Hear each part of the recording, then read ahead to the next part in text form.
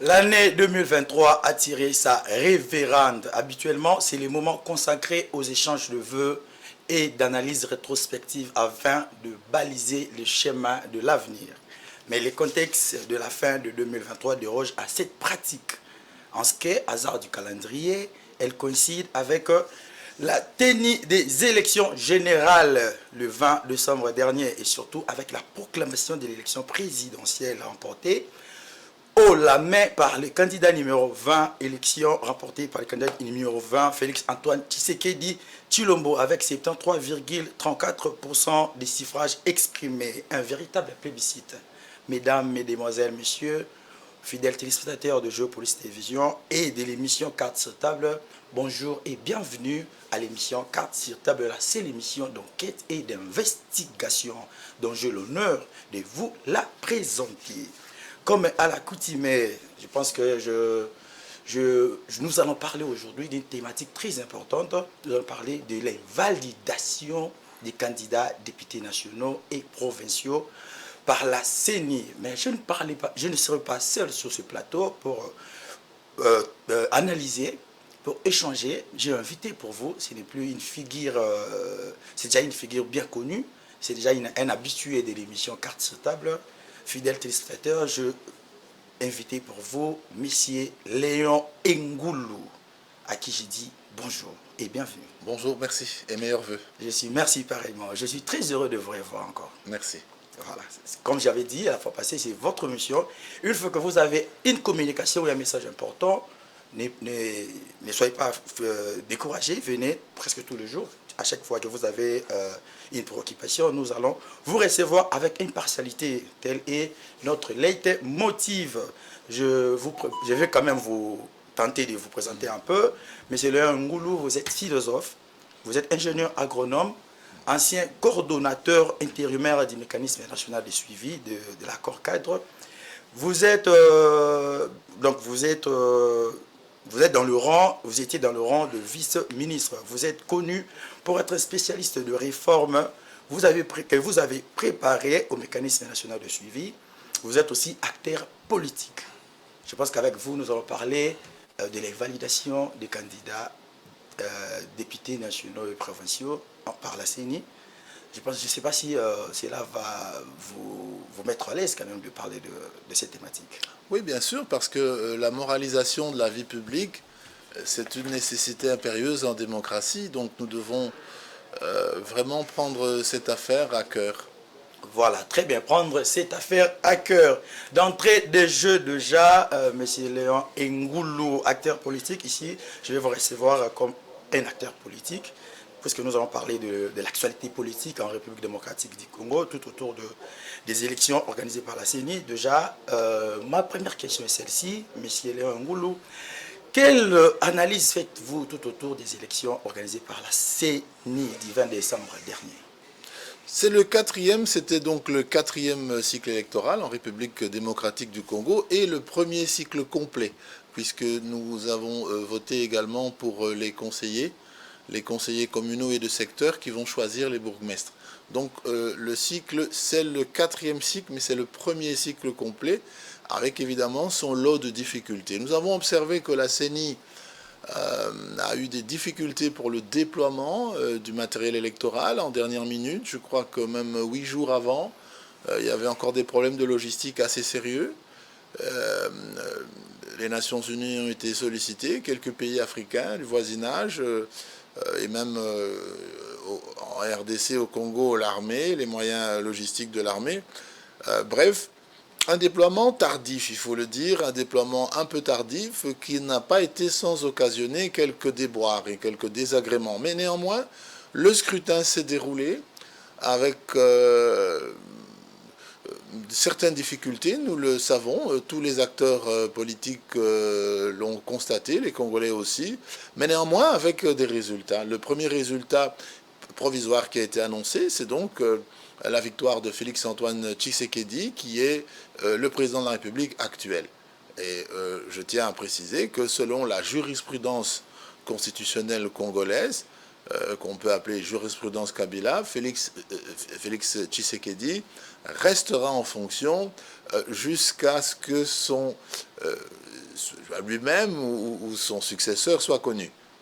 Donc il reste en fonction jusqu'à l'installation effective de son successeur.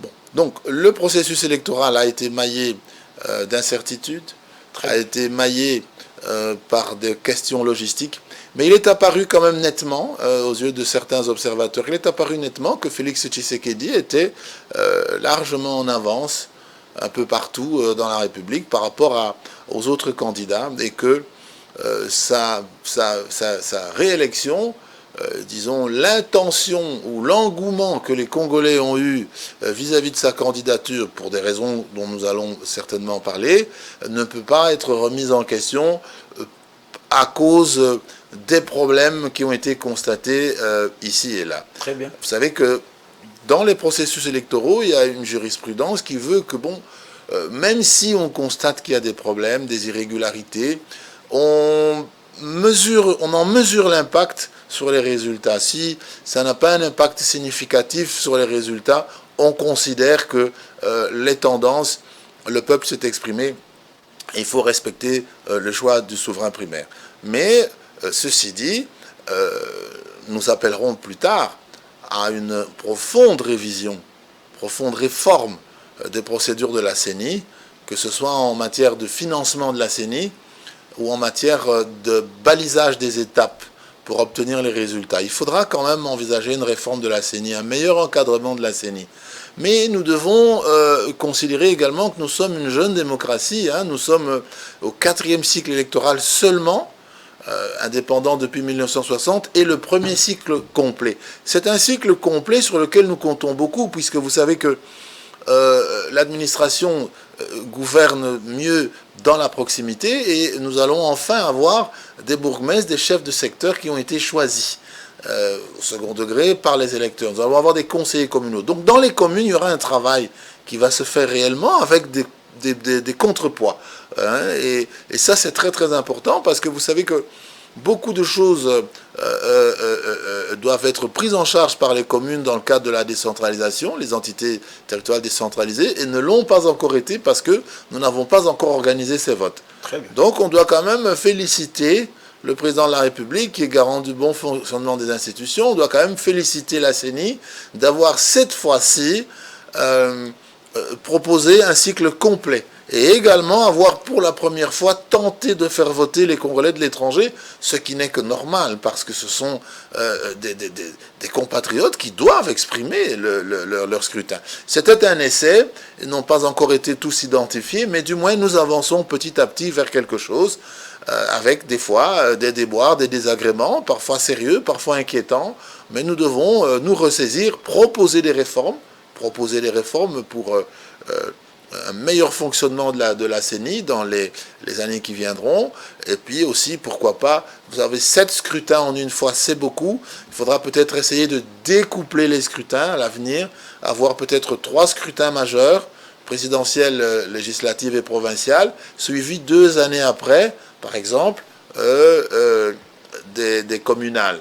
Hein, des communales, désigner les conseillers communaux et puis les bourgmestres, chefs de secteur, etc. Ça permettrait également d'avoir une meilleure, si vous voulez, une meilleure anticipation, et puis que les forces politiques se préparent mieux, hein, en disant, voilà, nous avons d'autres échéances, nous devons travailler pour d'autres échéances. Donc on ne peut pas, je crois que faire tous les 7 scrutins en une fois, c'est quand même beaucoup et c'est quand même lourd. Parce qu'en principe, bientôt, nous aurons les sénatoriales, hein, et les bourgmestres. Donc ça va faire 7, c'est beaucoup. 7 niveaux, c'est beaucoup. Ok, merci M. Ngoulou, puisque là déjà vous avez parlé vous avez répondu à des questions liées à l'organisation des élections en République démocratique du Congo par la Commission électorale nationale indépendante. Mais vous étiez un peu beaucoup plus du côté positif et tout. Mais nous allons parler aussi de certains inconvénients qu'il y a eu. Nous devons quand même signaler qu'il y a eu quand même quelques irrégularités enregistrées. Il y a eu aussi des fraudes électorales, il y a eu des actes de vandalisme, de violence, des menaces et des détentions illégales de dispositifs électoraux. En parlant de tout ça, M. Léon Ngolo, à travers un communiqué de la CENI, de la fois passée, dernièrement, la CENI a lancé un communiqué de presse pour informer à l'opinion nationale, tant nationale qu'internationale, qu'il y a eu certains candidats à la députation nationale, aux législatives nationales et provinciales, ont détenu illégalement des machines à voter. Par conséquent, la CENI a invalidé ces candidats. Nous allons vraiment entrer dans la profondeur de cette thématique. Quel est votre commentaire ou quelle analyse pouvez-vous faire par rapport à cette question? Je l'ai dit, les élections se sont tenues, se sont déroulées, mais elles ont été émaillées d'incidents parfois graves. De véritables désagréments, de véritables problèmes logistiques ont affecté certainement la qualité de l'expression du suffrage dans certains recoins du pays. Ça, on le sait, nous tous, nous sommes d'accord là-dessus. Les Congolais, nous avons vu qu'il y avait des défaillances. Nous avons quand même un pays qui est grand comme l'Europe occidentale, avec presque 100 millions d'habitants maintenant. C'est vraiment, au niveau de notre richesse nationale, nous n'avons pas beaucoup d'argent à consacrer aux élections. Ça a fait 1,2 milliard, 1,3 milliard de dollars. C'est beaucoup, c'est un effort considérable que la nation a bien voulu consentir pour consolider la démocratie. Mais il y a eu des problèmes, nous le reconnaissons. Alors il y a eu des problèmes, mais comme vous l'avez dit, la CENI elle-même a eu le courage de révéler de graves irrégularités qui ont, si vous voulez, jeté l'opprobre sur de très grandes personnalités de ce pays. Nous avons 4 gouverneurs de province qui sont visés par ces irrégularités, dont la CENI a constaté une activité anormale de ces serveurs. Je peux quand même vous aider en citant quelques noms. Oui, parce qu'il y a 82 candidats qui ont été moi je parle pour le moment, mais nous parlons de ces hautes personnalités. La CENI, les serveurs de la CENI ont repéré des activités anormales sur leur candidature, des activités qui ont indiqué qu'il y avait des problèmes, et puis d'autres on a constaté que d'autres avaient des dispositifs électroniques de vote à la maison, donc des machines à voter, et d'autres ont pratiqué du bourrage. Bon, alors la première chose que nous devons dire, c'est que la CENI a bien fait de dénoncer, et même d'aller jusqu'à proposer l'annulation dans 2 circonscriptions, je crois. Je crois que c'est Massimanimba et puis une à l'Est, je pense. Oui. Donc 2 circonscriptions, annulation totale. Annulation totale, ça veut dire y compris pour la présidentielle, annulation totale.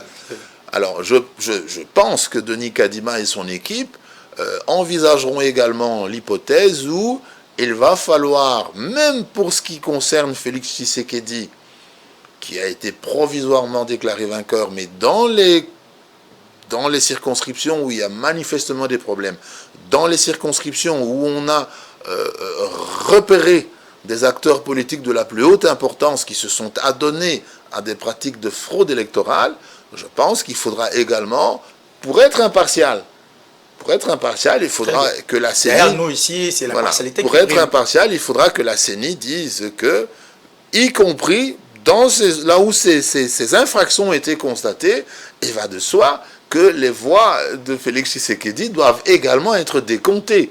Parce qu'autrement, nous allons aller dans quelque chose qui ne reflètera pas la réalité. Parce que si on annule, si on constate je crois qu'il y a 15 circonscriptions, ou à peu près 15, je crois, à peu près dans 15 provinces, on a constaté que des autorités, des hauts cadres, des personnalités publiques se sont adonnés à des faits de fraude. Il faudra en tirer les conséquences, y compris sur le résultat de Félix-Antoine Tshisekedi, dans la publication des résultats définitifs. Mais comme je l'ai dit, les Congolais sont désormais convaincus que les cas de fraude qui ont été constatés par la CENI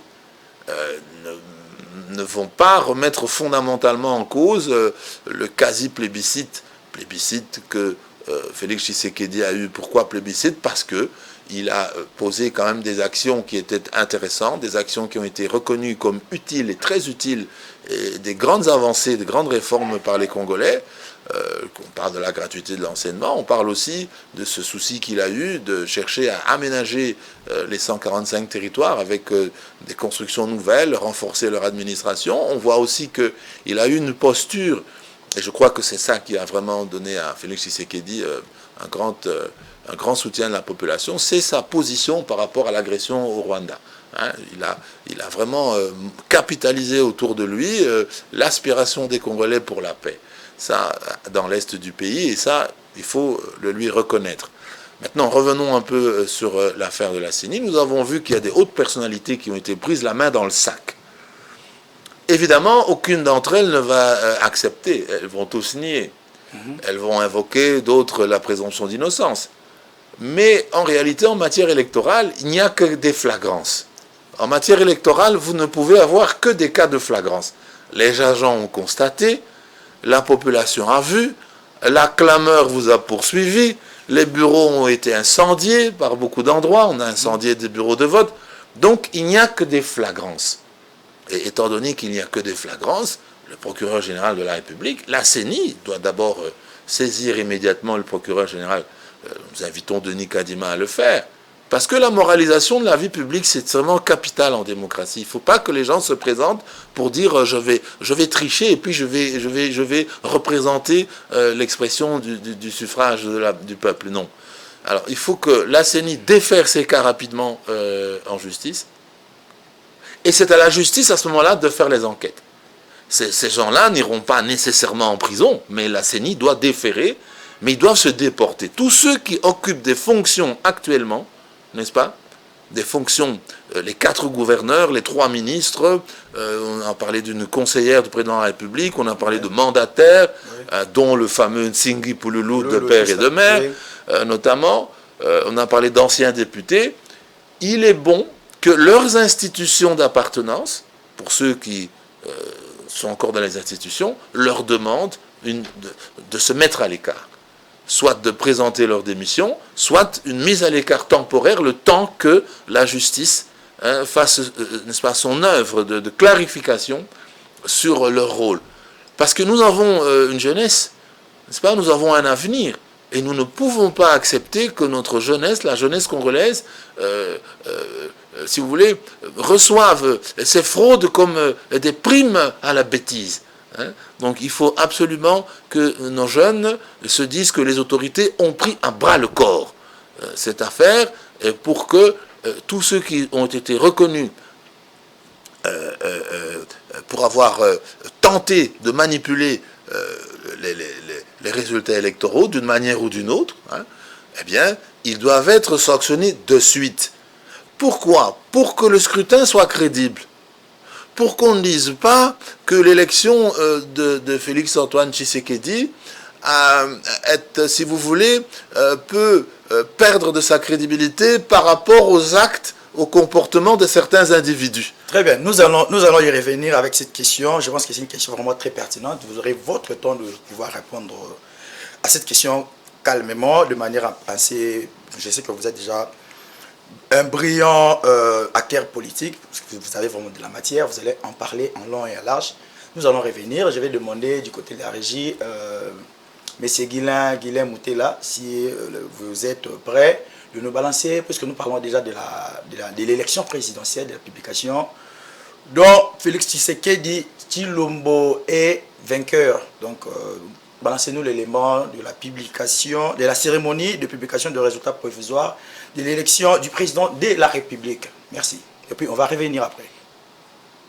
Électoral national de la République démocratique du Congo souhaitait que le peuple congolais commence l'année 2024 en connaissant son leader. Ces choses faites, selon les résultats provisoires publiés par la CENI le 31 décembre 2023, Félix Tshisekedi Tshilombo, candidat de l'Union sacrée, soutenu par des ténors tels que Vital Kamerhe, remporte à une large majorité la confiance du peuple avec 73,34% des voix, loin devant Moïse Katumbi Kiklan, 18,08% des votes, ou encore Martin Fayoulou, 5,33%, et l'ex-premier ministre Adolphe Muzito, 1,12%. Pour Tshisekedi, cette réélection est un signe de la confiance des citoyens de la RD Congo dans son programme politique. Cette victoire, c'est aussi celle de la confiance que vous avez renouvelée à ma modeste personne en m'accordant sans équivoque et avec la plus forte expression ce deuxième mandat que j'ai sollicité auprès de vous, souverain primaire, après qu'une vingtaine d'autres prétendants à la magistrature suprême et à qui je tire ma révérence sollicitaient également vos suffrages. Vous avez cru en mon engagement de ne ménager aucun effort pour que notre pays retrouve sa place de choix dans le concert des nations et que le peuple congolais recouvre sa dignité et sa fierté d'appartenir à ce pays. Félix Tshisekedi Tshilombo compte, dans le cadre de son nouveau mandat, renforcer l'unité nationale, œuvrer à l'émergence du pays et surtout restaurer la sécurité à l'est de la République démocratique du Congo, où des groupes armés divers minent l'autorité de l'État et la vie quotidienne des populations. C'est donc dans un esprit d'ouverture que j'exercerai, comme pour le premier mandat qui vient de s'achever, ce second mandat que le peuple vient de me confier. En effet, cette victoire est une victoire pour relever nos défis d'intérêt national, notamment le défi de la sécurité, le défi de l'emploi, le défi de l'interconnexion de notre pays, le défi de la modernisation de notre administration, bref, le défi de l'accélération de la marche de notre pays vers l'atteinte et la maximisation de son plus haut potentiel, sans oublier les défis mondiaux pour lesquels notre voix est attendue. La conférence épiscopale nationale de la RDC et l'Église du Christ au Congo ont présenté des irrégularités lors du vote, tout en signalant cependant que ces dernières étaient partielles mais pas généralisées. La prestation du serment du président élu est prévue le 20 janvier 2024, après examen des recours et publication des résultats définitifs par la Cour constitutionnelle. De retour sur ce beau plateau de l'émission Carte sur table, fidèles téléspectateurs de Géopolis Télévision, merci pour votre attention soutenue, puisque nous avons parlé de la publication de l'élection présidentielle. Je vais vous poser une question, Monsieur Léon Ngoulou. Déjà, je signale à tous les téléspectateurs qui viennent nous prendre en cours. C'est l'émission Carte sur table. Là, j'ai reçu pour vous Monsieur Léon Ngoulou, acteur politique. Avec lui, nous parlons de l'invalidation des candidats députés nationaux et provinciaux. Merci Guilain Bouté là la réalisation. Merci. Puisque nous venons de voir ou de regarder la vidéo de la cérémonie de publication de l'élection présidentielle. Donc, M. Félix Tshisekedi Tshilombo est vainqueur. Est-ce que M. Léon Ngoulou, puisque nous faisons des analyses politiques ici, pensez-vous vraiment, réellement, que cette victoire est méritée? Parce qu'à un moment donné, vous avez parlé des actions que M. Félix Tshisekedi Tshilombo a menées ici en République démocratique du Congo. Vous avez parlé tantôt de la gratuité de l'enseignement, vous avez parlé de la gratuité de la maternité, vous avez cité quand même beaucoup d'avancées effectives que nous avons aussi palpé du doigt nous-mêmes en tant que journalistes d'enquête et d'investigation. Pensez-vous vraiment que cette réélection a vraiment été méritée? Oui, je pense qu'elle a été méritée et beaucoup de Congolais pensent que cette réélection a été méritée. Mais il faut distinguer deux choses. Élection méritée, oui, mais il faut que le processus soit crédible, demeure crédible, après la publication des résultats définitifs par la Cour constitutionnelle. Et pour que on puisse avoir des résultats crédibles après donc publication par cette Cour constitutionnelle, il faut déjà, dès à présent, prendre la mesure de la fraude qui s'est exprimée à travers certaines hautes personnalités politiques dans plusieurs circonscriptions et dans plusieurs provinces. C'est pour cela que dès à présent, il faut que la CENI saisisse les autorités judiciaires, il faut que le procureur général de la République lui-même puisse même s'autosaisir. Il faut également que le ministre de l'Intérieur, Peter Kazadi, suspende immédiatement les 4 gouverneurs qui ont été pris en flagrance de fraude. Il doit les suspendre immédiatement. Alors, cette suspension est une suspension prophylactique. On ne peut pas concevoir que des gouverneurs de province qui, en fonction, sont suspectés d'avoir fraudé. Ça, c'est vraiment le déni de la démocratie. Hein. Donc, on ne peut pas. Donc, Peter Kazadi, le ministre de l'Intérieur, doit absolument suspendre les gouverneurs pour permettre, n'est-ce pas, à leurs vice-gouverneurs, leurs adjoints, de les remplacer jusqu'à ce qu'on puisse arriver à un terme et qu'on ait une conclusion. Je prends le cas de Kinshasa. Nous avons un Gentini Ngobila qui est notre gouverneur à Kinshasa. Eh bien, il est cité par la CENI. Très bien. Et circonstance encore étrange, c'est que dans le cas de son parti ACP, il y a pratiquement 5 hauts cadres qui sont cités par la CENI. Bon, maintenant, ce parti dit que c'est un règlement de compte, etc. Mais à ce stade, nous pensons que soit Gentini Ngobila doit avoir l'élégance de se déporter, hein, de se mettre à la disposition des investigations supplémentaires qui prendront soit la voie administrative, soit la voie judiciaire. Nous pensons que Peter Kazadi doit immédiatement lui demander de se retirer, de le mettre en retrait, soit par une mesure de suspension, soit en lui demandant sa démission. De toutes les façons, ça ne changera rien. Pour les gouverneurs, ça ne va pas changer grand-chose, mais qui ne seront plus gouverneurs de toutes les façons au terme du processus électoral, ils ne seront plus gouverneurs. Okay. Donc nous pouvons aujourd'hui compter, par exemple, sur Gekoko Moulumba, qui est un jeune dynamique.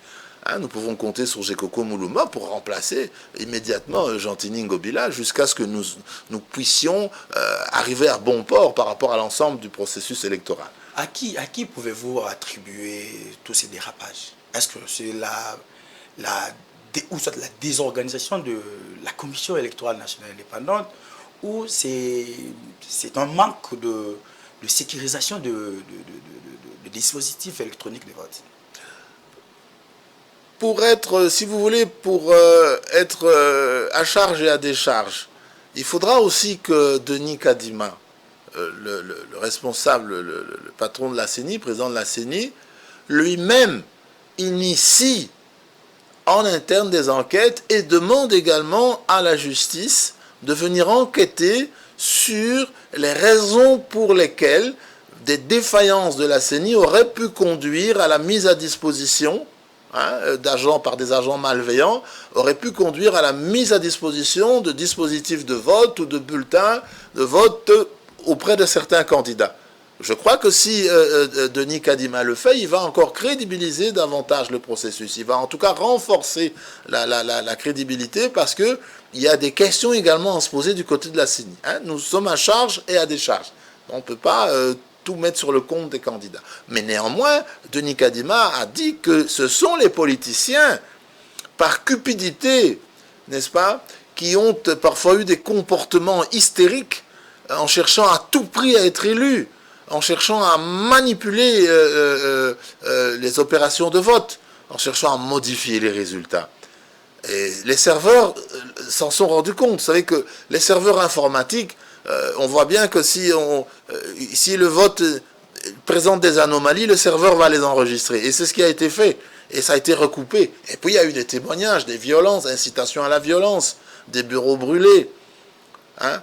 Donc, incendiés. Donc il faut que nous soyons vraiment à charge et à décharge. La CENI a ses responsabilités. Nous convenons que le processus n'a pas été parfait parce que c'est la première fois, bien que 4e processus électoral, mais c'était la première fois que nous avions un processus complet. Donc ça a compliqué la logistique. Il faut bien comprendre que malheureusement, Denis Kadima a eu un défi logistique 2 fois supérieur à celui de ses prédécesseurs. Ça, faut le reconnaître. Puisqu'ils n'ont jamais organisé que 3 scrutins. Tandis que lui, il a dû organiser 7 scrutins. Donc ça veut dire un déploiement encore plus intensif dans des bureaux, etc. Maintenant, ce sur quoi nous insistons aujourd'hui, nous, les Congolais, nous voulons que les personnalités, quelle que soit leur institution d'attachement ou d'appartenance actuelle, qui ont été prises en flagrant délit de fraude se déportent, ou qu'elles soient suspendues, ou qu'elles soient interpellées par les pouvoirs publics, afin de moraliser la vie publique, de crédibiliser le processus.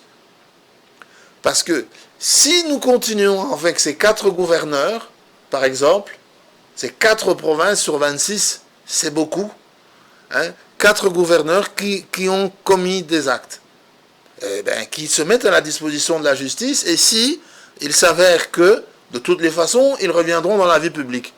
Mais nous savons qu'aucun d'eux ne retrouvera son poste de gouverneur, de toutes les façons. Et quant à Jean-Tini Ngobila, vous voyez bien que la situation de la ville de Kinshasa, avec une insalubrité qui a atteint des niveaux méphitiques, des niveaux cataclysmiques, une insalubrité terrible dans nos rivières, dans nos avenues. Je crois que Jean-Tini Ngobila devrait se déporter, après les faits qui lui sont reprochés, donner les clés de la ville à Gekoko Mulumba, n'est-ce pas, qui va reprendre le flambeau, et qui va essayer de transformer cette ville, qui est une ville poubelle, en une véritable Kinshasa la plus belle. Parce que nous avons vraiment, vraiment un problème. Êtes-vous sûr que cela sera possible? Mais écoutez, les Congolaises et les Congolais ne peuvent pas accepter, là maintenant, aujourd'hui nous sommes le 7, je pense, le 7 janvier, ne peuvent pas accepter que des gens qui ont été pris en train de frauder par la CENI continuent à diriger leur quotidien. C'est pas possible. Il faut quand même qu'on fasse une moralisation de la vie publique. On doit moraliser la vie publique. Monsieur Laurent Ngolo, je vais vous poser une autre question. Parce que vous avez parlé, à un moment donné, vous avez dit que le processus électoral n'a pas été parfait. Est-ce que maintenant, actuellement, peut-on croire aux membres de l'opposition, aux candidats de l'opposition qui lançaient déjà un cri d'alarme depuis la nuit du temps que le processus électoral est chaotique? Peut-on croire maintenant à leurs déclarations? Nous avons tous vu, tous les Congolais ont vu que les difficultés étaient réelles. Les défis logistiques étaient très importants. Je viens de vous dire que Denis Kadima a eu le premier, si vous voulez, cycle complet organisé avec 2 fois plus de défis logistiques à relever que ses prédécesseurs. Bon, maintenant, nous avons vu qu'il y a eu des difficultés. Mais est-ce que ces difficultés sont de nature à remettre en cause l'ensemble des résultats, l'ensemble du scrutin? Parce que nous entendons que l'opposition demande l'annulation de tous les scrutins. Oui. Oui, bon. Mais même si on allait dans cette voie, où est-ce que nous allons trouver 1,3 milliard de dollars pour organiser des élections? Et quand? Alors, nous devons convenir au moins d'une chose, que le président de la République reste en fonction jusqu'à l'organisation, à l'installation effective de son successeur. Oui. S'il faut un nouveau cycle, il restera autant de temps qu'il faudra pour qu'on organise ce nouveau cycle. Donc pour lui, ça ne change fondamentalement rien. Il sera toujours le garant des institutions. Mais ce qu'il faut, c'est s'asseoir et proposer à la CENI des réformes structurelles, des réformes organisationnelles, et des réformes au niveau du contrôle, pour que les erreurs dans ce cycle important, ce premier cycle à 7 niveaux, les erreurs qui ont été constatées, puissent être rapidement corrigées, que leurs effets soient jugulés, et que ça n'ait pas d'incidence dans le fond sur l'ensemble des résultats. Il n'y a pas que Félix Tshisekedi qui est élu. Il y a aussi beaucoup de députés nationaux, beaucoup de députés provinciaux qui attendent les résultats. Eux n'ont pas triché. Eux n'ont pas triché. Il y a des conseillers communaux qui attendent. Ils n'ont pas triché. Eux n'avaient pas. Les conseillers communaux, ils n'ont pas pu avoir des machines de vote. Les résultats à ce niveau-là seront des résultats qui seront des résultats concrets. Et nous constatons que ce sont certaines autorités bien placées qui, par des accointances avec quelques agents, il faudra absolument faire la lumière là-dessus, ont pu avoir accès à ces dispositifs de vote pour voter chez eux à la maison. Mais c'est très grave. C'est très grave. Et c'est pour ça que la société civile, les Congolais, appellent à une moralisation urgente et demandent aux responsables institutionnels Pour ceux qui sont au gouvernement, Samalou Kondé doit prendre une mesure en leur disant « Vous avez été suspecté, et même plus que ça, la CENI affirme que vous avez triché.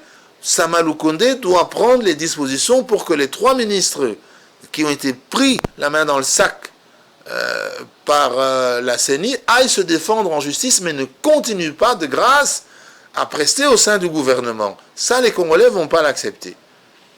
Pareil, Peter Kazadi, pour les 4 gouverneurs de province.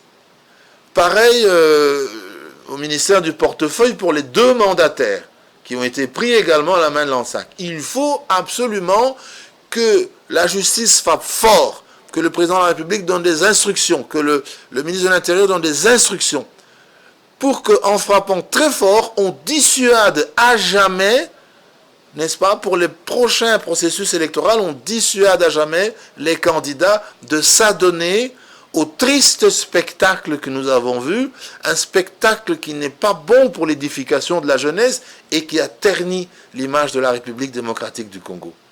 Donc nous appelons à des mesures fortes, nous appelons à la mise à l'écart immédiate. Et je répète encore, Kinshasa, c'est la capitale, c'est la vitrine de la République démocratique du Congo. Je crois que la communauté africaine, la communauté internationale, les Congolais, la société civile, la classe politique saluera la suspension ou la mise à l'écart immédiate de M. Gentini Ngobila, gouverneur, et que Gekoko Mulumba, qui est son vice-gouverneur, prenne les choses en main et avance et puisse proposer une meilleure gouvernance municipale, parce que Kinshasa n'offre que vraiment un triste visage. Merci. Monsieur Léon Ngoulou, fidèle téléspectateur de Géopolis Télévision, vous nous suivez en direct au canal 260 TNT et 150 Easy Télévision. Nous passons aussi sur notre chaîne YouTube et page Facebook officielle Géopolis Télévision. Monsieur Léon Ngoulou, nous allons souffler un peu, puisque vous parlez déjà là de cas de sanctions que tous ces candidats-là, fraudeurs, doivent quand même mériter. Je vais demander à la régie, je vais partir du côté de la régie pour demander à Guilain Moutela s'il est prêt de nous balancer l'élément de la SENCO et l'ECC appellent à la justice à poursuivre les auteurs de cas de fraude. Voilà. Merci. Tu vois ?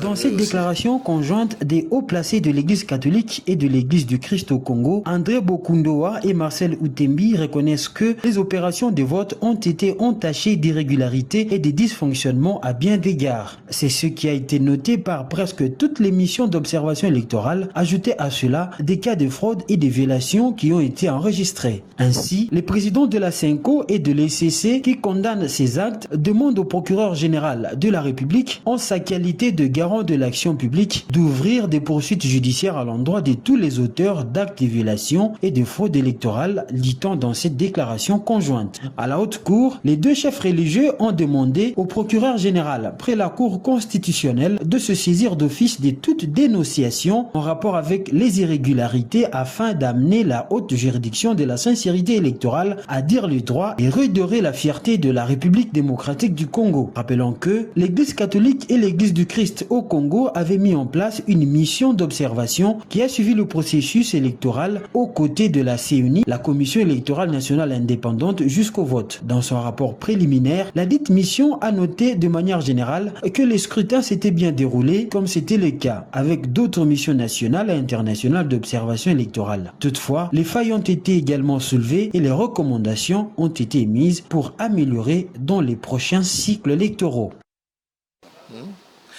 Merci Guilain Boutela pour cet élément de la rédaction de Géopolis Télévision. L'élément fait par Fiston Oleko, le secrétaire des rédactions. Merci à Guilain Boutela pour la réalisation. Monsieur Léon Ngoulou, un petit commentaire par rapport à cet élément dont la SENCO et l'ECC appellent à la justice à pouvoir se saisir de ces cas de fraude, de se saisir des auteurs de ces cas de fraude. Oui. C'est un sentiment de révolte qui anime les Congolais par rapport à ces cas de fraude. Et vous savez le rôle éminemment moral que joue l'Église catholique et l'Église protestante avec la mission d'observation, la MOE Senko et CC, et ils sont arrivés également à la conclusion que pour que le scrutin soit crédible et pour que les Congolais soient édifiés pour l'avenir, eh bien, il faut que la justice s'empare immédiatement, et que les responsables institutionnels, pour certains candidats qui occupent des fonctions institutionnelles, les mettent immédiatement de côté, pour qu'on puisse avoir une vraie moralisation. Parce qu'en fait, les députés provinciaux, les nationaux, ils veulent être bien élus. Ils veulent être élus sans contestation possible. S'il faut annuler dans quelques circonscriptions, s'il faut modifier, recompter, on va le faire. Mais on ne va pas refaire l'ensemble du processus électoral. Ce n'est pas possible, nous n'avons pas les moyens. Et ce que nous voulons, c'est que, avec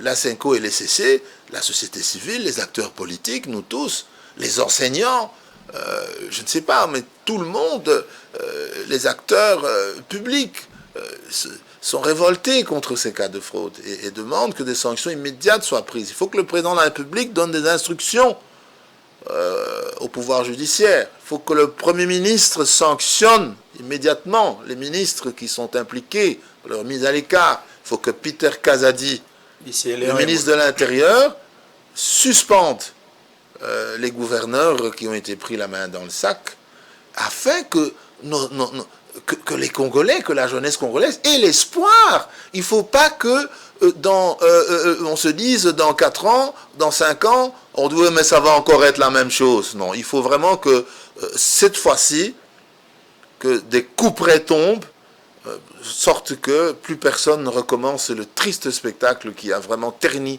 l'image de notre pays.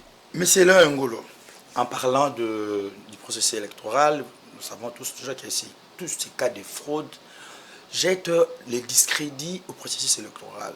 Vous avez parlé tantôt de sanctions judiciaires et tout ça. Nous savons tous qu'en République démocratique du Congo, l'appareil judiciaire est indépendant. Est-ce que pensez-vous vraiment que, là c'est déjà votre dernière question, pensez-vous vraiment que la justice fera normalement son travail? Parce que parmi les candidats fraudeurs, il y a aussi des autorités. Est-ce que vous croyez vraiment que la justice va travailler de manière indépendante pour juger ces cas de fraude effectués, manifestés par de grandes autorités du pays? Elle a deux voies d'action. Si elle s'autosaisit, procureur général de la République, ça c'est le parquet. Parquet qui, comme vous le savez, on dit en philosophie du droit, le parquet c'est le bras armé du gouvernement. Ou alors si ce sont les autorités qui la saisissent. Donc soit elle s'autosaisit, soit elle est saisie, soit c'est la CENI qui saisit, soit les autorités qui, si vous voulez, sont les autorités de tutelle ou institutionnelles des personnalités qui ont été prises à la main dans la fraude. Si eux saisissent la justice, peut-être aussi. Est-ce qu'ils seront vraiment jugés et sanctionnés? Mais nous souhaitons en tout cas qu'ils aillent se défendre.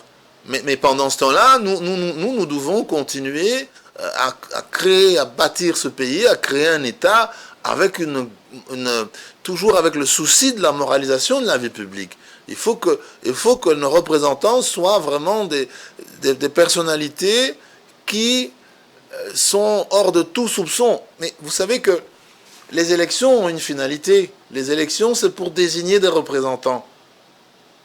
Mais si ces représentants entendent se désigner eux-mêmes par la fraude, vous voyez bien qu'ils ne sont plus représentatifs de la volonté populaire.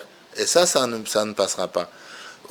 Les résultats provisoires ont annoncé 73%, je pense, pour le président de la République, Félix Tshisekedi. Mais si, après, au niveau des résultats définitifs, après amputation, n'est-ce pas, des zones où les suffrages ont été obtenus par fraude, par certains candidats, avec un impact potentiel sur celle du président de la République, eh ben, même si on lui amputait 5 ou 6%, il gagnera toujours largement les élections. Mais ce que nous voulons, c'est que ce soit fait très vite parce que nous devons montrer à nos enfants que ce soit vraiment un cas d'école, montrer à nos enfants, montrer à la jeunesse que les élections, c'est pas, on vient pas pour jouer avec le suffrage. Est-ce que c'est vraiment une leçon d'une bonne moralité ou une bonne citoyenneté, une autorité du pays va dans une aventure électorale avec des méfaits, avec de mauvais actes, des fraudes, des vandalismes, c'est regrettable. Des tensions illégales de dispositifs électoraux électroniques de vote. C'est regrettable. Et vous avez vu que l'ASENCO et les CC on dit la même chose. On dit qu'il faut absolument que la justice fasse la lumière là-dessus parce que sinon, tout l'édifice, la confiance de la population par rapport à ses gouvernants, à ses représentants, va s'effriter définitivement. Et là, on peut aller dans n'importe quelle direction. On va aller dans un chaos.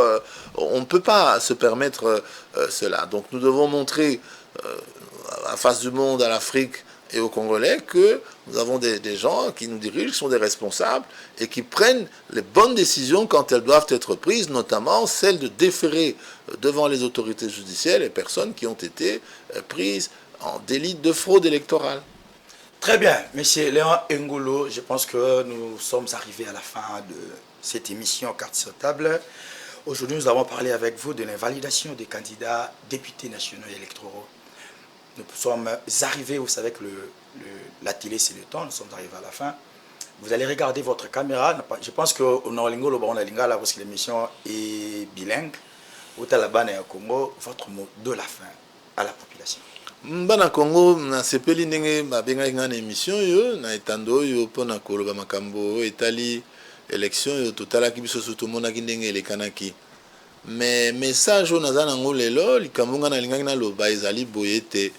Tokoki kondima te que ba suffrage na biso ba élection ba voix na biso oyo biso toza kosala toza kokende kopona bato ya solo bato tomoni ke bazana mayele pona kokamamboka bazana volonté ezala détourner na bato mosusu oyo bakei koyiba ba machine électorale bakei koyiba ba bulletin bakei kosala makambo ya nyamu kaka po ba voter bango bakene kozwa suko ba $25,000 na ba institution yango. Mais les Kambango, tout ce pays n'ango te yango pe bino pe population ya Congo beaucoup qui à travers ba kambina bino pe la société civile beaucoup qui peut ko saisir pe ba autorité bolo ba que na likambo e biso to ce pays n'ango te to lingi ba tonyo surtout ba sa nyamu na makambo na maponami biso population ya Congo to ce pays n'ango te pe to lingi ba kene na justice ba tu na bango makambango ezalaki ndenge nini makanisi nini oyo bango bazalaki nango pona ba bebisa processus électoral na biso. Merci, Monsieur Léon Ngolo, fidèle téléspectateur de Géopolice Télévision, mesdames, mesdemoiselles, messieurs. C'est ici que l'émission Carte sur table prend fin.